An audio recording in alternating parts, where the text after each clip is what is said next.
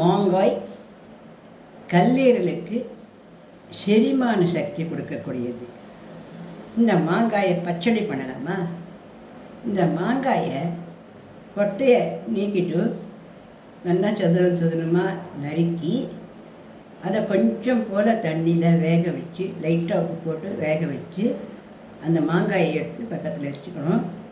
ஒரு வானலியில் கடுகு போட்டு கொஞ்சோண்டு பெருங்காயம், கொஞ்சோண்டு உளுத்தம்பருப்பு, அதாவது ஒரு 1/4 ஸ்பூன் உளுத்தம்பருப்பு போட்டு இந்த வேக வச்ச மாங்காயை அதில் போட்டு இந்த அளவு கொஞ்சமாக வெல்லம் போட்டு 2 பச்சை மிளகாயை கீறி அதில் போட்டு நல்லா சுருளை வதக்கி எடுத்தோம்னா மாங்காய் பச்சடி. இந்த மாங்காய் பச்சடி உடம்புக்கு நல்ல ஜீரண சக்தியை கொடுக்கக்கூடியது.